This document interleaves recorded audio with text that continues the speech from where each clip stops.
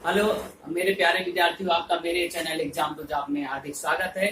तो आज का जो इम्पोर्टेंट चैप्टर है बहुत ही इम्पोर्टेंट है, जिसे हम लोग कहते हैं क्वाड्रेंट ज्योमेट्री, निर्देशांक ज्यामिति। That is a very important subject. Others exam class 9 10 में तो इम्पोर्टेंट है। इसके साथ साथ एसएससी बैंक, एसएससी रेलवे और अदर्स जो कॉम्पिटेटिव एग्जाम हो, चाहे यूपीएसआई हो चाहे बिहार एसआई हो, बहुत सारे एग्जामों में आपको एक क्वेश्चन मिलेंगे। इसके बहुत ही इंपॉर्टेंट होते हैं।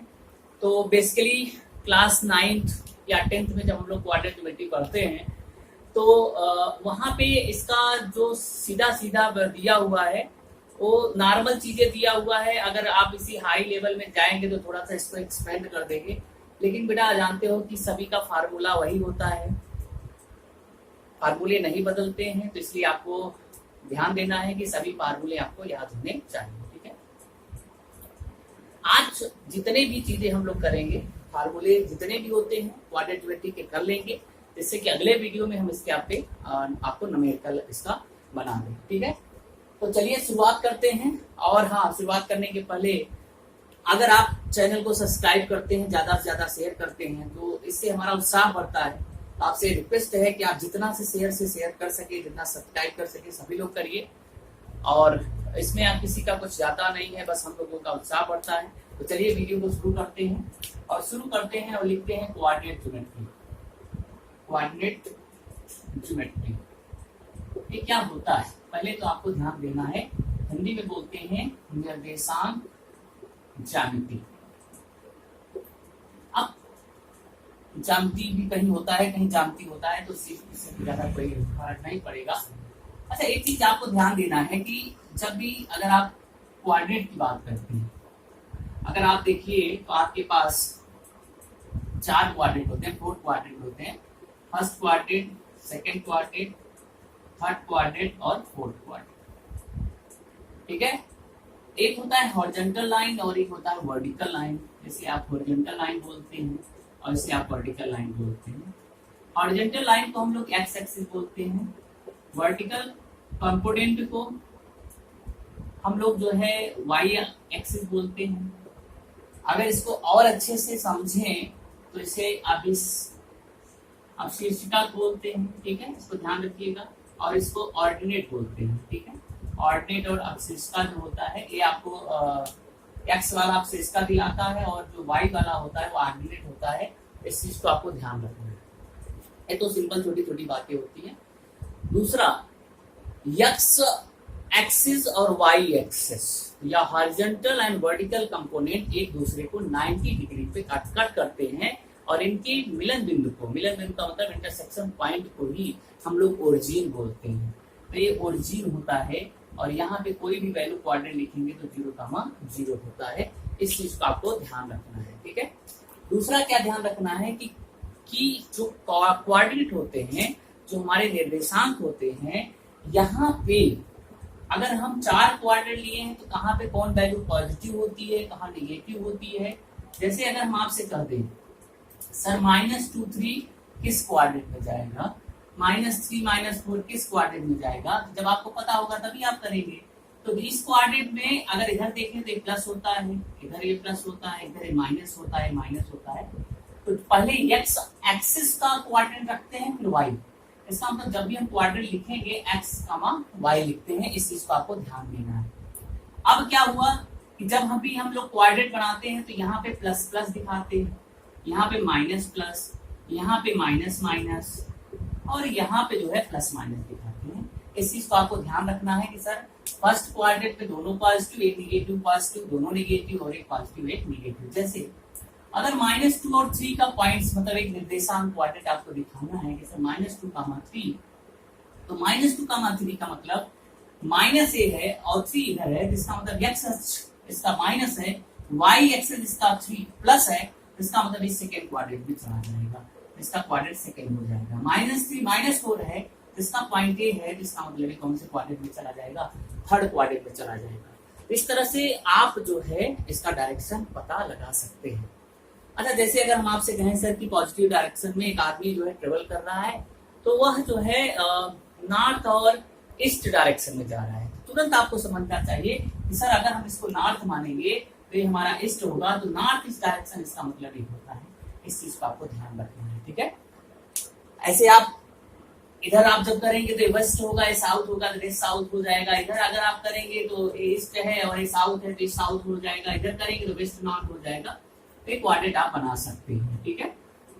तो ये आपके लिए बहुत इंपॉर्टेंट पॉइंट है, इसको आपको ध्यान रखना है। अब दूसरी चीजें होती हैं कि जब हम लोग और स्टैंडर्ड में थोड़ा जाते हैं तो उसमें देखिए आपसे क्या क्या पूछा जाता है।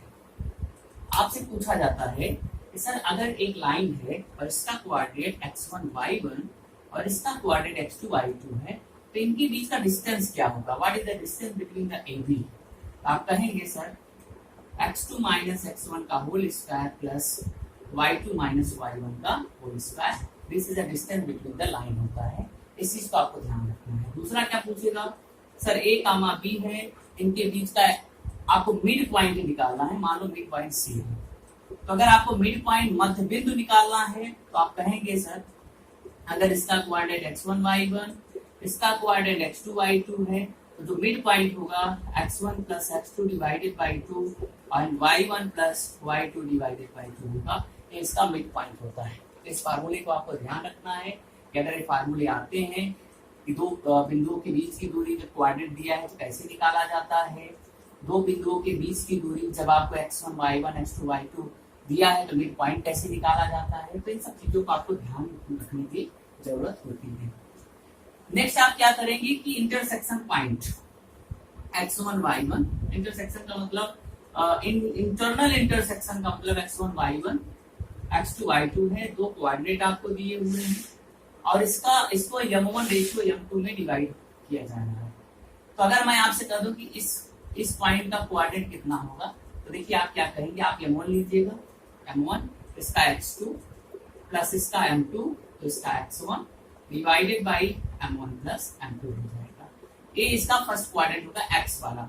और इसका y क्या होगा भाई, y अगर लिखेंगे तो आप फिर वही लिखेंगे m1 इसका y2 और प्लस m2 और इसका y1 अपान m1 प्लस m2 होगा।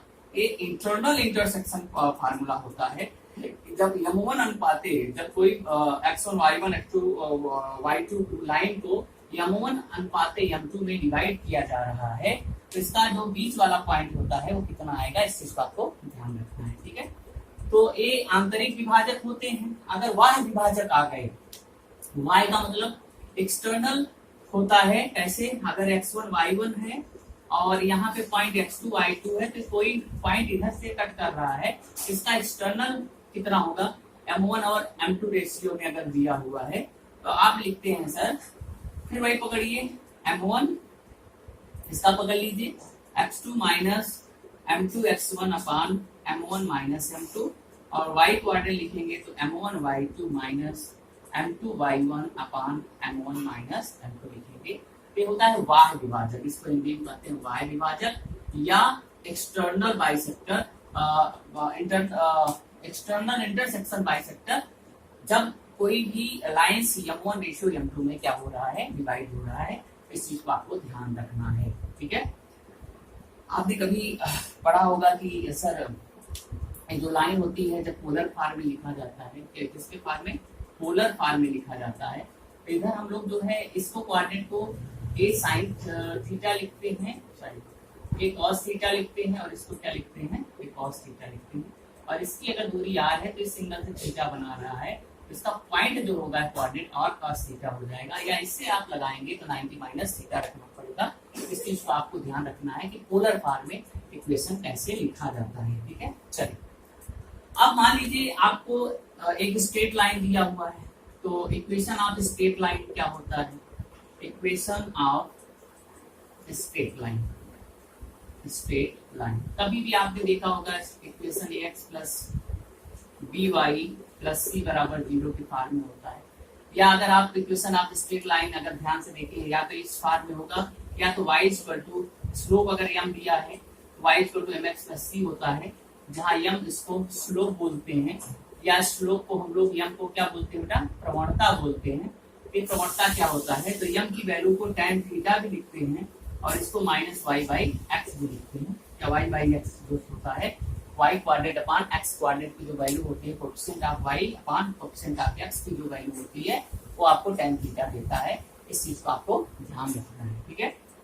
तो ये होता है आपका इक्वेशन ऑफ स्ट्रेट लाइन, एक सीधी सरल रेखा का समीकरण। ए होता है slope form of the line, रेखा का प्रवणता रूप y = mx + c। जब भी आपको कोई पूछे कि सर रेखा का प्रवणता रूप क्या है, आप इस तरह से उसको बताएंगे, ठीक है। अच्छा, जब भी आपको कभी इंटरसेप्ट फॉर्म पूछेगा, इंटरसेप्ट फॉर्म ऑफ लाइन, तो इंटरसेप्ट का मतलब होता है, कभी आपने देखा होगा कि लाइन इस तरह से काटती है और इसका कोऑर्डिनेट 0, सॉरी पहले a, 0 लिखा जाएगा और यहाँ 0, b लिखा जाता है। a, 0, 0, b लिखा है तो इसका इंटरसेप्ट फॉर्म x/a + y/b = 1 होता है। तो कभी भी अगर आपसे पूछे कि sir intercept form of the line क्या होता है, तो ये जो इक्वेशन होता है ये आपका इंटरसेप्ट फॉर्म होता है, ठीक है। तो चलिए इस चीज को आपको याद रखें। दूसरा, अगर मान लीजिए कोई रेखा है, वो x1 y1 से होके पास होके जा रही है। कोई रेखा है, ऐसे मान लीजिए आपने कह दिया कि सर मान लीजिए कोई रेखा था और x1 y1 और x2 y2 से पास होके जा रही है, तो रेखा का समीकरण क्या होगा? आप देखते हैं x - x1 = y2 - y1 अपान x2 - x1 इंटू यहाँ y लिखिएगा, y - y1 = y2 - y1 अपान x2 - x1 और ब्रैकेट में x - x1। ये होता है रेखा का समीकरण। अगर वो रेखा का समीकरण है जो x1 y1 व x2 y2 से होके जाता है, तो उस रेखा का जो समीकरण होता है y - y1 y2 - y1, इसी को स्लोप बोलते हैं। इस रेखा का सर स्लोप कितना होगा, तो y2 - y1 अपान x2 - x1 होता है। इस चीज को आपको ध्यान रखना है। आपको 2 पॉइंट्स दिए होंगे, ए और ए दिया होगा, आप रेखा का समीकरण निकाल सकते हैं। इस चीज को आपको ध्यान रखना है, ठीक है। चलिए फोकस करते जाइएगा सर, थोड़ा सा करके, ठीक है। चलिए, तो नेक्स्ट है, अगर हम आपसे कहें कि सर 2 रेखा है, एक रेखा ए है और एक रेखा ए। जैसे मान लीजिए अगर हमने आपसे कहा कि सर 2x + 3y + 4 = 0 है और ए है, आपको मान लिया हमने दिया 2x, इसको दे दिया, इसको भी दे दिया हमने 2x + 3y + 5 = 0। तो क्या आप इन दोनों रेखा को ये कह सकते हैं कि सर ये जो दोनों रेखाएं हैं ये पैरेलल हैं? तो 2 रेखाएं पैरेलल कब होती हैं, इस चीज को आपको ध्यान रखना है। अगर मान लीजिए कोई रेखा का इक्वेशन है a1x + b1y + c = 0, a2x + b2y + d = 0, तो a1 अपान a2, या ऐसे करिए कि सर a1 अपान b1 = अगर a2 अपान b2 होता है, या a1 अपान a2 = b1 अपान b2 होता है, तो आप कह सकते हैं कि सर दोनों रेखाएं क्या हैं, इक्वल है। या आप एक काम करिए कि slope of first line = slope of second line अगर हो जाता है, स्लोप दोनों का, स्लोप का मतलब प्रवणता, स्लोप दोनों का अगर इक्वल हो जाए तो रेखाएं जो होती है पैरेलल होती है। देखिए, पैरेलल लाइन के लिए सबसे बड़ी बात होती है कि x का कोएफिशिएंट और y का कोएफिशिएंट जो इसमें हो, सेम टू सेम इसमें भी होना चाहिए, सिंबल भी सेम होना चाहिए। अगर है और ये वैल्यू अगर बदल रही तो उससे कोई मतलब नहीं है, लेकिन ये जो रेखाएं होती हैं इनके बीच की आपको डिस्टेंस जो है सेम होनी चाहिए। इस चीज को आपको ध्यान रखना पड़ेगा, ठीक है। ये रेखाएं पैरेलल होती हैं। लेकिन अगर आपसे कह दें कि सर रेखाएं परपेंडिकुलर कब होंगी, परपेंडिकुलर कब होगी, लंबवत कब होगी, तो लंबवत के लिए होता है m1 m2 की जो वैल्यू होती है वो -1 होनी चाहिए। और m1 m2 की वैल्यू -1 होगा तो जो आपका इक्वेशन होगा ना, इक्वेशन ये इक्वल नहीं होगा। तो यहाँ पे आपको लिखना पड़ेगा a1 upon b1 not equal to a2 upon b2। इस चीज को आपको लिखना पड़ेगा। क्यों? क्योंकि अगर आप स्लोप लिखेंगे, जैसे मान लीजिए आपने कोई रेखा लिखा 2x + 3y + 4 = 0, तो आपको क्या लिखना पड़ेगा, कोई सिंबल को बदल दीजिए, 3x + 2y, इसी को इधर उधर कर दीजिए, +4 लिखिए या +9 लिखिए, उससे कोई मतलब नहीं है। और अगर ए लिखा हुआ है तो इसका स्लोप देखिए जब निकालेंगे तो 2/3, इसका निकालेंगे तो -3/2 कट जाएगा, तो इसका स्लोप कितना आ जाएगा, m1 m2 की वैल्यू -1 आ जाएगी। तो आप ये कह सकते हैं कि सर ये जो रेखा है वो हमारा क्या है, परपेंडिकुलर है। ठीक है, इस चीज को आपको ध्यान रखना है। दूसरी बात, आपको एरिया ऑफ ट्रिंगल आता है कि सर एरिया ऑफ ट्रिंगल कैसे निकाला जाता है, एरिया ऑफ ट्रिंगल कैसे निकाला जाता है। अगर आपके पास x1 y1 x2 y2 और x3 y3 कोऑर्डिनेट दिया है तो इससे एरिया कैसे निकालेंगे, तो इसका फार्मूला होता है x1 y2 minus y3 plus x2 y3 minus y1 और plus x3 y1 minus y2 होता है। This is the equation of the area of the triangle. तो कभी भी अगर आपको तीनों कोऑर्डिनेट दिया है और आपको एरिया पूछे तो आप इससे एरिया 1/2 लगा लीजिएगा, तो ए जो होता है वो आपको एरिया देता है। तो इस चीज को भी आपको ध्यान रखना है कि एरिया कैसे निकालते हैं। अब ऐसे मान लीजिए कोई त्रिभुज दिया है, ऐसे दिया हुआ है और एक रेखा का समीकरण है x plus B Y plus C आपको दिया हुआ है, तो इससे भी आप निकाल सकते हैं कि सर इससे एरिया हम लोग कैसे निकालते हैं। आपने पढ़ा होगा सर कि 1/2 माडा नहीं ऐसे नहीं, अगर हमें निकाले कि mod of C upon under root A square plus B square भी कर सकते हैं। अगर एक रेखा दिया हुआ है तो इस रेखा से जो इक्वेशन बनेगा, अगर आप ध्यान से देखें तो इससे जो बनेगा सी upon under root A square plus B square, इस मॉडल का समथिंग होता है। इसको आपको ध्यान रखना है कि जो एरिया आप बना रहे हैं तो 1/2 और ए इसका कांस्टेंट है upon under root A square plus B square, ऐसे भी आप एरिया निकाल सकते हैं। इस चीज को आपको ध्यान रखना है। ठीक है, दूसरी चीज आपको क्या ध्यान रखना है सॉरी, दूसरी चीज आपको क्या ध्यान रखना है, कभी आपको ax plus B Y plus C equal to 0 दिया है। अब इक्वेशन अगर आप कोई लाइन पैरेलल है, ax plus B Y plus C equal to 0 है, ax plus B Y plus D equal to अगर 0 है तो आपने कहा सर कि इसके जो कोफिशिएंट हैं वह इक्वल हैं, और अगर कोफिशिएंट इक्वल है तो आप कह सकते हैं सर ये दोनों लाइन क्या है, पैरेलल हैं। इसका मतलब अगर ये दो लाइन पैरेलल हैं तो इनके बीच की दूरी कितना होगा। अगर आपसे कभी पूछे तो आप याद रखिएगा इनके बीच की दूरी mod of B minus C upon N की वैल्यू बराबर है तो A square plus B square होता है। ये आपका क्या हो जाता है, इनके बीच की दूरी आपको निकल जाएगी बड़ी आसानी से। ऐसे भी क्वेश्चन आप बड़े आसानी से इसको कर सकते हैं। तो जितने भी फार्मूले हैं आपके कोऑर्डिनेट ज्योमेट्री के, आप इसको तैयार कर लीजिए। ठीक है, क्वेश्चन कैसे आते हैं, बहुत सिंपल आते हैं। जैसे अगर आपसे पूछ लिया sir 2x plus 3y plus 4 बराबर 0 दिया है और यहाँ लिख दिया kx माइनस 2y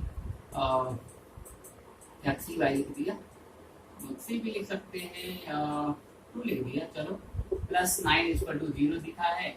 और आपसे कह दिया कि सर बताइए k का मान क्या होगा कि अगर दो जो है ये दोनों जो है इक्वेशन जो है परपेंडिकुलर हैं, तो आप ये कहेंगे कि दो पैरेलल लाइन परपेंडिकुलर हैं तो शर्त होता है कि m1 m2 इक्वल टू -1 होना चाहिए। इसका मतलब 2/3 और k बाई यहाँ -2 है, इसकी वैल्यू -1 के बराबर होगा। इसका मतलब 2 से 2 कट गया तो k की वैल्यू आपको कितना आना चाहिए, 3 आना चाहिए। और जैसे आप k की वैल्यू 3 रखेंगे तो ये लाइन आपको क्या दे देगा, परपेंडिकुलर देगा। इस चीज को आपको ध्यान रखना है। ठीक है, अच्छा कभी कभी जैसे आता है कि सर मान लीजिए इससे अगर आप ध्यान से देखें तो ए बी सी डी आपको ये जो मिला है सर, ए है बी है सी है और डी है, तो अगर आप ध्यान से देखें तो दिस इज अ ट्रेपीजम। ट्रेपीजम का एरिया अगर आपको निकालना है तो कैसे निकाल लेंगे, अगर दो पैरेलल लाइन एक दूसरे को कट कर रही है और इसका equation A X plus B Y plus C है बराबर 0 और इसका equation A X plus B Y plus D है, तो इसका एरिया अगर आपको निकालना है तो बड़ा वाला एरिया निकालिए, छोटा वाला निकालिए। जैसे 1/2 अगर बड़ा वाला निकालेंगे तो डी स्क्वायर जो भी आप लिखते हैं upon mod of A square plus B square, mod of कर दिए और क्या रखते हैं भाई -1/2 और सीधे वाले का छोटे वाले का यहाँ स्क्वायर लगाते हैं, शायद देख लीजिएगा 1/2 सी square upon under root A square plus B square है। दोनों की वैल्यू को आपको क्या कर देना है, माइनस कर देना है, तो आपको एरिया आ जाएगा। ठीक है, एरिया निकालने के लिए जो हम लोग करते थे कि सर इसका जो वैल्यू होता था कांस्टेंट टर्म वाला, इसका स्क्वायर करके हम लोग under root A square plus B square निकालते थे, इसका निकाल के सी square under root A square B square निकालते थे, दोनों को माइनस कर देते थे, बड़ा वाला एरिया में छोटा वाला एरिया ये निकल जाता था, तो इतना बचता था तो आपका जो है आंसर हो जाता था। इस चीज को आपको ध्यान रखना है, ठीक है। तो आई होप दैट आप समझ गए होंगे कि सर जो है क्वाड्रेटिक ज्योमेट्री में जो भी इंपॉर्टेंट फार्मूले आपको बनते हैं वो इसी फॉर्म में आपको बनते हैं। ये सब चीजें आपको तैयार करना है, जैसे कि नेक्स्ट वीडियो मिले तो आपको क्वेश्चन करेंगे। तो थैंक यू वेरी मच।